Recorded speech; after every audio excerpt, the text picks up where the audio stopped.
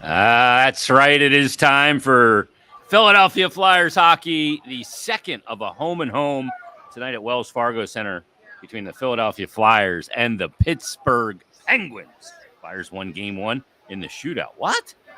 Jason Martinez, Chris Terry, and Brian. It's happened twice this year. I'm going, Flyers won in the shootout? What? I mean, for a team that struggled since the shootout was implemented, Bundy, getting a shootout win twice this year, that's got to be uplifting to the boys. You'd certainly think so, right? Like a little bit, happy. First of all, it was kind of one of those games where it was back and forth. There was some momentum on each side of the ice for both teams in that game. Flyers with a great third period, and Pittsburgh, as we've seen before, manages to score the game to tie it, get to 3-on-3 overtime. Flyers have a couple 2-on-1s they don't capitalize on, but they get to the shootout, which has not been a friend to this Flyers since the inception of the shootout, and they were able to find a way to get the win on Pittsburgh ice. And not notably, they win for the first time after having been scored on first in a hockey game. So that shakes a lot of cobwebs off, and that's got to be a good feeling, certainly having that out of your repertoire and people saying, well, if they get scored on first, they're done. They erase that sentiment. And really, for me, and Torts mentioned this too after the game, it's more that it's semantics that the first game, the Devils game, I mean, they did the same thing. They came back, they got to the same point. They just lose in the shootout. So when you look at the grand scheme of things, the fact that they're able to get there twice in a row with leading or coming from behind, that's probably even it'd be even a bigger boost to the group. I would say so. I mean, certainly finding a way. Anytime you still beat Crosby, I know he's in the twilight of his career, but anytime you're able to go into Pittsburgh, and that's also, interestingly enough, a barn that the Flyers have played very well in. Since that bizarre. It's really, really, really odd, and in turn, I don't think they've had a lot of success here in Philadelphia against the Penguins. It's been kind of a road-dominated series a lot of the last several years since that building was built. But I will tell you one thing. If you're coming down here tonight or you're excited to tune into Flyers hockey, be ready for a really, I think, energized game here tonight. Crosby not on the board last game. His team loses. I'll look for his best effort here tonight, and that's why the Flyers will have their hands full again. One of the things, Bundy, I remember talking about on Flyers Daily before the season started, and we're looking at this team and go, how do you measure progress? We were looking at some of the departures, whether that was, your top minutes, D-Man and Ivan Provorov, or Kevin Hayes, who was a forward. He was marginalized last year in particular because I think they knew they were moving on from. They wouldn't put other guys on the power play and in different situations. And then obviously James Van Riemsdyk, they knew he wasn't returning. So you're kind of looking at things, you go, okay, do they take maybe a step back in the total points of the season where they finished ahead of Columbus last year, but in the 7th spot?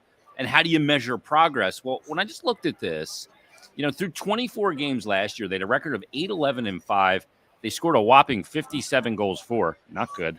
They gave up 79. This year, through 24 games, Bundy, the record's better, 12-10-2. Let's not act like it's 18-3-1 or anything. But they've scored 72 goals, and they've given up 10 less in 69 goals total in those first 24 games. Is that the sign of progress, at least through a quarter of the season that we were looking for? It is, and those are good numbers that the system that Tortorella has put in place appears to be working. Guys have had, I think, better efforts this year. There's been some good goaltending as well, right? Like there's been some good steals from both guys and Ursan as well. Yeah, so you have to factor that in a little bit. But I think overall, when you look at the whole group, I think it's been a little bit better defensively, and I think those numbers tell that tale in a lot. Like there's absolutely been improvement this year. The biggest improvement to me has been the determination on the ice, a willingness to win puck battles, to do the best. And when you do win most puck battles, you'll win most hockey games you're in. The problem this team has still is skill. They just don't have enough of it that they're going to be 18-3-1 in 22 games. It's not going to happen. So, and they know that. This team knows that. They're not. Yeah. It's not like we're saying it and someone else like, oh, we don't agree with that. They know it. Trust me. So, and they know it. But that's a matter of time, to be able to get better skill through the draft, free agency. It's not here yet. So, in the moment, the Flyers will have to live with what they have. And what is it right now? It's been a team that's been fun to watch. It's been an energetic. It's been a work hard team. And if you go back 3-4 years, that's what I complained about the most. Like, I didn't know who this organization become, the team. Like, it was awful. this is a return to the way that you expect the team to play. Are the results there that we want yet? No. But there's certainly a foundation being laid that I think is the right path to traverse for this team. Hey, Smitty, last year at this time, they just wrapped up a 10-game losing streak, too. Ooh. Yeah. Yeah, we haven't gone through that. Let's hope those are in the past. Yeah. As part of, I guess, that process, a lot of individual growth as well needs to happen. And Torts talked about it after last game. He feels like Cam York has matured, as well as, maybe gotten a little bit better in terms of some of the skill you need to play in the NHL. He thinks there's some maturation there. I don't know if that's something that you see in terms of, this now being, I believe, his second full year, but also maybe without Ivan Provorov ahead of him, maybe on the side of the ice that he prefers. He does just seem to be settling in there a little bit. I thought the game against Jersey was his best game of the year. I thought he had a good follow-up the other night against Pittsburgh. On for, I think, that late goal where they got kind of caught on the same side of the ice, him and Sanheim. Mm-hmm. Mm-hmm. The biggest thing for a guy like Cam York is to understand that there's going to be a night, no matter how he prepares, no matter what he does, where it's not going to be his night. He's going to get victimized, and it happens to everybody. I don't know, the best players in the league, you can be overwhelmed. And when that happens again, and it will, how do you handle it moving forward? That's the biggest part of being a young guy. He's going to have a night where he's going to put a puck up the middle. It's going to hit stick. They're going to come back in and score like it's happened to every defenseman that's ever played. How do you deal with that adversity? How do you come back and forget about those mistakes? That's part of maturing as well, is being able to leave things that have happened in the past and just move on with it. So last two games, really good. I really thought the Devils game was excellent for him. He played a very, very solid game at even strength, and the power play, which gave him a little bit of hope. And, in terms of his offense, getting offense going. But, yeah, I mean, there's a lot of guys that played behind Provorov here, and they shouldn't have. It's an opportunity for him to shine. Hey, Bundy, I actually asked Torts about this today when I taped Hockey and Hounds for this week. I think one of the hardest jobs in hockey is a job that you had. It's not just being a defenseman. It's being a top pair defenseman. Because one night, you're dealing with Crosby and Gensel. The next night, you're dealing with Marchand and Pasternak or McDavid and Draisaitl or Kucherov and Point. Like, it's relentless. And you're not going to just stop those guys game in and game out. Sometimes they're going to eat. And it really, what Torts said, and I want to get your thoughts on this, is you just got to mitigate the damage that those teams can do with their top lines, because those guys, they're incredible players, and your job is just to mitigate the damage done. Yeah, and that's what they used to say over the years. Like I was never satisfied hearing it, but they would say, "Hey guys, if you're playing against the top lines, if you come out at the end of the night and you're even, you've had a good night." Yeah. And that's true in a lot. Now, I didn't look at it like that then. Like, I didn't care. I was on the ice if the three best players. I didn't look at it like that. I understood you had to do a job, but I felt like I was just playing against who was put across from me. I didn't put as much emphasis on that. I don't think you can. You can't go and go, "Oh my God, I'm playing against Forsberg, and I've got to be so ready or I'm dead." You just got to go out and take it, and then hope that your offense, you're always out with top pair. You're going to be out with a good line. So hopefully you outscore them. But that's usually where most of the bulk of the work is done, with the top five on the ice. Your top three forwards, your top pair defensemen, and then you leave a lot of second line is similar, but there should be a lot of open space for third and fourth lines to try to provide offense. But yeah, the bulk of the work in this league is done at the top of the food chain, and it's up to those guys to outscore the other line, and for you as a defensive pair to keep them off the score sheet. That's what we got paid to do. I imagine it was daunting, Bundy. Like, in your day, you're going, one night it's Yager and Lemieux, and then you get, just every top line. Gretzky and Messier. Come on. Are you kidding me, right? and listen, we didn't win every night. Like, it's, you're going to have nights that are rough. But, some of the worst are when you have, like, those guys, like the two twins there in Vancouver with Bertuzzi. Yeah. And then the next night you'd have, like, like another line with, like, Joe Sakic and Forsberg. Oh, two totally different type of player, like, or Sundin and a Gilmore, big guy. Yeah, right. Sundin, big center. Yeah. So but that's the job, right? Like in a league like this, it's not skill heavy. So where does most of the skill go?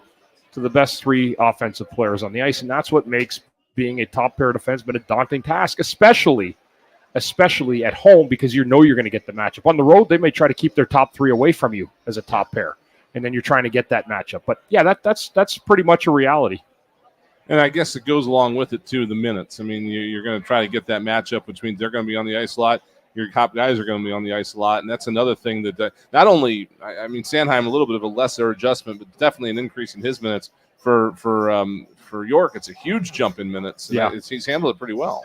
He has, and like I said, I mean, the only thing he's got to get used to is, again, the repetition of it, just getting used to the same thing. That mistakes, dealing with mistakes in the same way, not to be like, when I was younger, man, you get like a knot in your stomach when you make a bad mistake because, it's you're letting your team down. But you got to forget about it because everybody makes mistakes and everybody owns it. If you make a mistake a game, you're not going to be – I mean, Keith Yandel did that. He made like 2 mistakes a game, and he still played every night. But most guys won't play every night when you make a mistake a game like that. So – it's important to lock down and also understand that you have to be really good in that spot. The best thing with me when I look at it, I didn't play power play. So I was really focused on my 5-on-5 and penalty killing. That took a lot out. I actually hope that's what happens to Travis Sanheim as time goes on. They find guys that can play the power play. Just let him focus on 5-on-5 and killing penalties. And I'm telling you have a really, really good player for a while. Yeah, it's interesting. And York didn't even start the year last year with the Flyers. Remember, he didn't make the team. Yeah.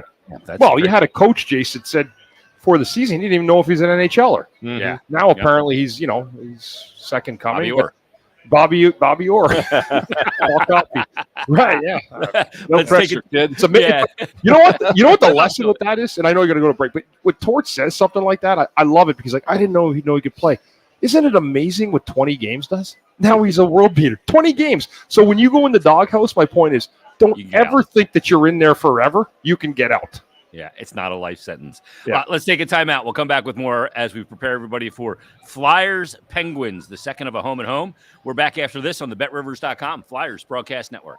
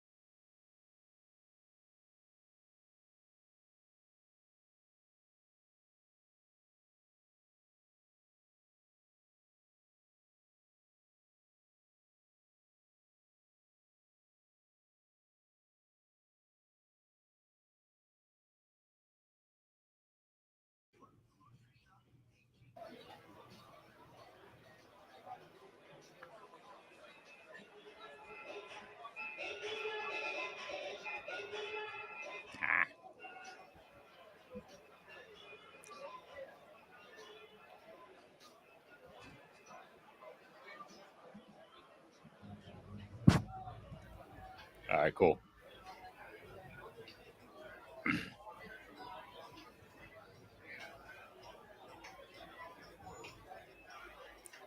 That's right. We're back live at the Wells Fargo Center. This is by request for Michael on the stream. Want a little AC/DC for us. May I introduce you, Bundy, to a person named Bon Scott. Here it is. Hang on a minute. I got to turn that up. So we couldn't hear what you were talking about, but now I can.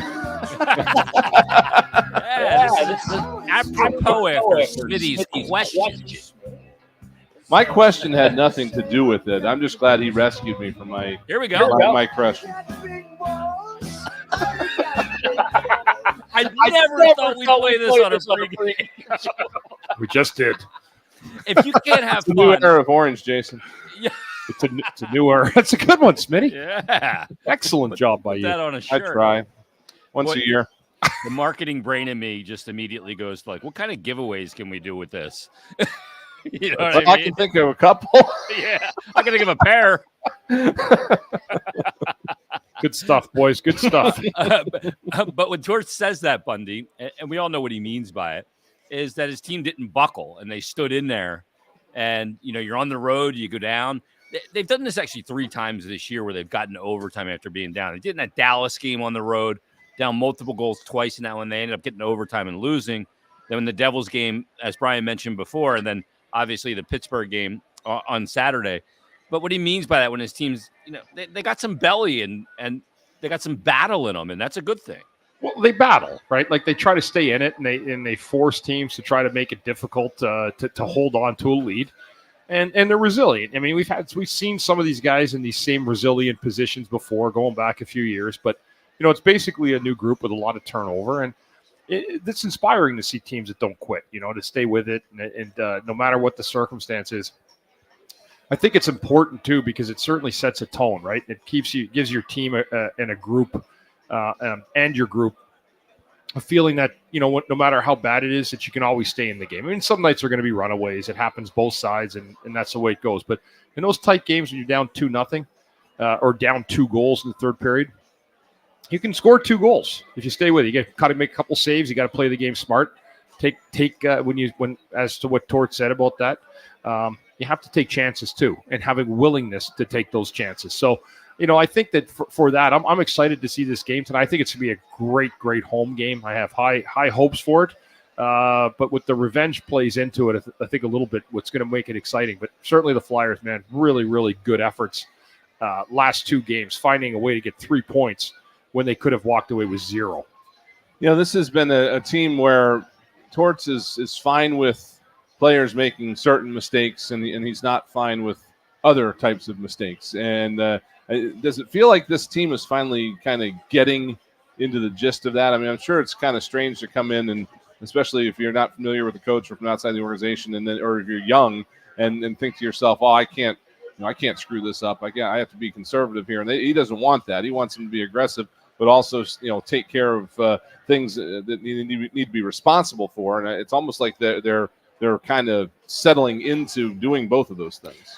Well, I think a little bit is defense turning into to offense, transition, taking care of your own zone, defense getting pucks sealed off. I still believe there's another level to go for that. I think there's far too many times in games they get hemmed into their own zone, and they're spending too much time in the defensive zone early in games.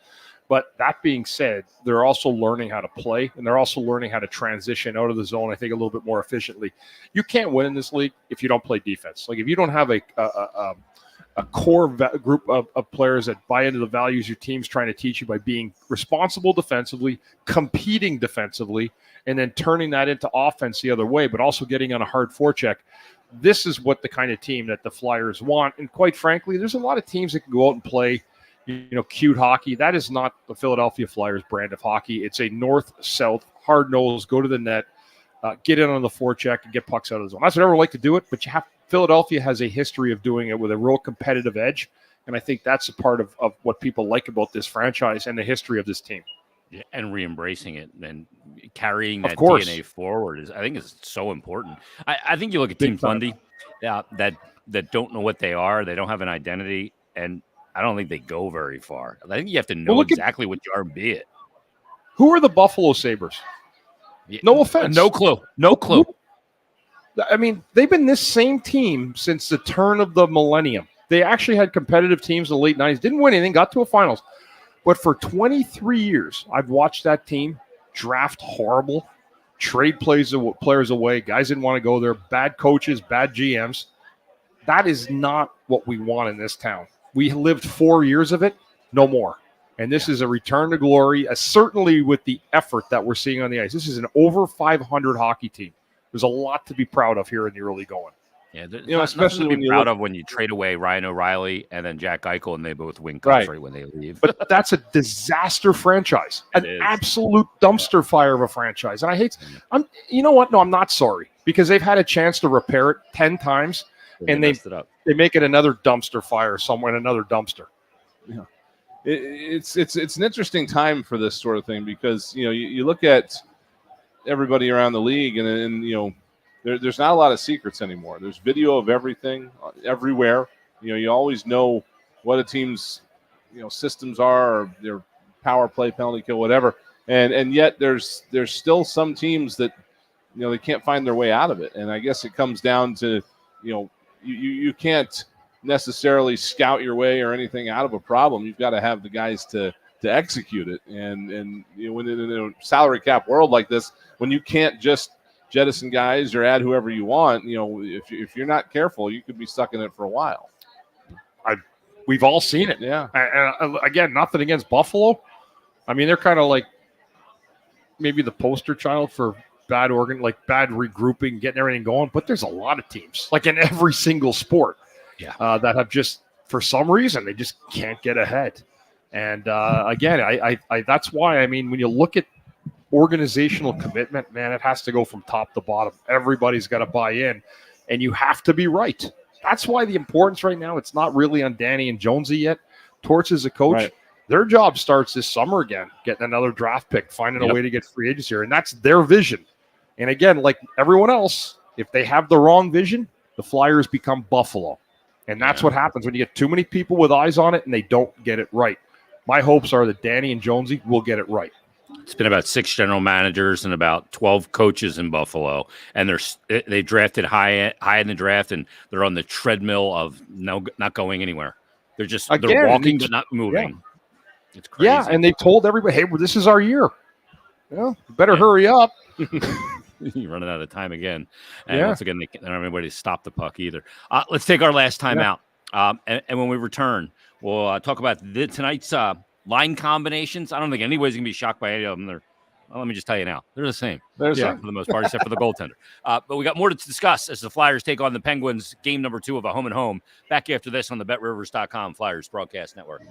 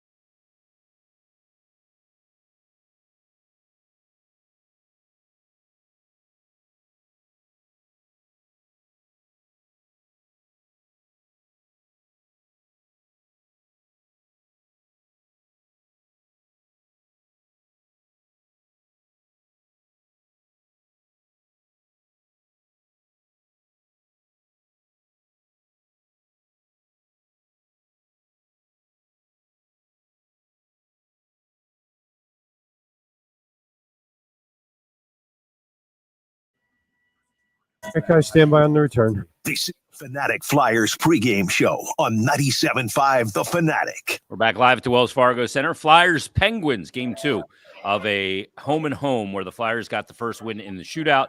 Tonight they look to sweep the home and home series, which is very difficult to do.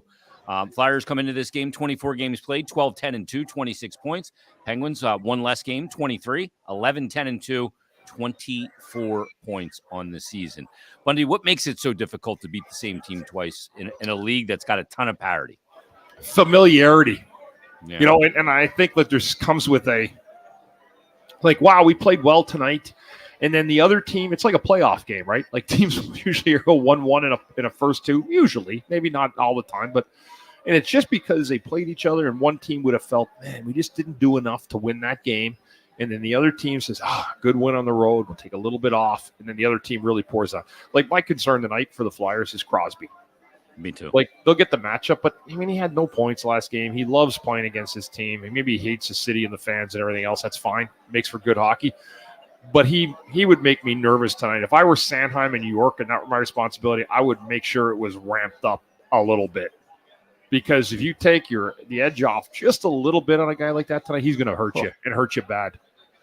From a player perspective, what is the situation? What is it like in these situations of the back half of a home and home? We see all the time how exciting playoff series get when you play 4, 5, 6, 7 games against the same team in a row. You get a little bit of that in a home and home, 2 games back to back, regardless of where they're at. A little bit of certainly with the familiarity that these two teams have with one another, and kind of the hatred that goes back several years. So yeah, I think so, Brian. I think, and again, it's only about the 20 game mark, somewhere a little past that, but this is certainly would be a very, very bona fide win for the Flyers, in that they certainly could lay claim to the fact that, if Pittsburgh still has guys like that and they're also trying to climb the standings, well, we just beat them twice in December after Thanksgiving, and maybe it means we're part of this fray as well. I think it certainly sends a message with a Flyer win tonight, like, hey, we are back and we expect to compete right up until the end of the year for a playoff spot. I think that's what the message is tonight against a team like Pittsburgh. That's really – it is, because Pittsburgh's supposed to win the game tonight. Now, what do I think? I think Pittsburgh's going to come in here and play a good game tonight. I think it's going to be tough for the Flyers. Now, I hope I'm wrong. Like, I'm dying for me to be wrong, but I think that the Flyers are going to have to play their best game tonight to win this one. Yeah, there's always a little scar tissue in that second game. And good point. That's a great way of saying it. Yep. Yeah, you get a little irritated a little quicker. How you defend Crosby? Like, what's the way to do this, Bundy? I mean, a player like you that's got a big frame and could skate, I mean, you got to just be on him like flies on a rib roast the entire game. You cannot give him space. You can't give a lot away either, because he'll find the open man. He's so good. Yeah. The biggest thing with him, it's not the rush. It's when he gets the puck in the zone, and you'll see he has pucks below the goal line a lot in his skates and his stick, and it's a ton. That is the battle Sanheim has to win tonight, or York. You've got to stop the puck and get it out. He keeps kicking it with his feet, protecting it and everything. Hammer him and get the puck. That's it. Go get the puck from him, because he loves, like, you kick it in there and there's 2 guys on him. He's got great balance, great lower strength in his legs. He just doesn't lose board battles. Sanheim's 6'5". Go win that battle tonight. And you know what? And I think that this game tonight, as you said, it sends a message right across certainly the Eastern Conference that the Flyers are for real. We beat Pittsburgh in back-to-back games, and I think it sets up a really, really good month of December as they head off on the road after this for a couple of games. Yeah. This is going to sound harsh. It's not meant to be, because we all get old. But I'm just curious, as your career progressed, what were some things that you had to adjust to remain competitive against the younger guys that maybe Sid is figuring out now that, hey, I can't get away with X anymore. Now I got to do Y, things like that. Do you have to change your game, or in this just league, keep doing it? In this league now, he can play till he's 50 if he wants. Yeah, no, I mean, he can. If he wants to play till he's 50, go ahead. There'll be plenty of jobs, and you can stay around for another 12 years, 13 years. But yes, he'll have to. So one of the big things he'll do is try to put more emphasis on the power play, take a lot away. He doesn't I won't be killing penalties in his prime time anymore. They're going to look for a way to get most efficient minutes out of him where they're not taxing him. One of the issues they had with him, right, Jace, was the fact that they were playing him and Malkin too much in Letang. So they helped Letang out by getting Carlson. And I don't know what they did yet for Crosby and Malkin, but that means they're playing a lot, and that means you have to take him out of the hockey game. Malkin looked really old the other night. He looked exhausted. He'll be another guy that'll probably look to have a good game tonight. Yeah, those guys are always factors, no doubt about it. And Carlson, you just got to be careful when he's on the ice. All right, we've got a big matchup tonight between the Flyers and the Pens. We'll see if they can get the sweep in the home and home. Stay tuned and find out. Tim Saunders, Todd Fedoruk, they've got the countdown to face off, and that'll be followed by all the first period action between the Flyers and the Pens, and that's coming up right after this. You've been listening to Flyers Game Day on the BetRivers.com Flyers Broadcast Network. We're listening to 97.5 The Fanatic Philadelphia, a Beasley Media Group station.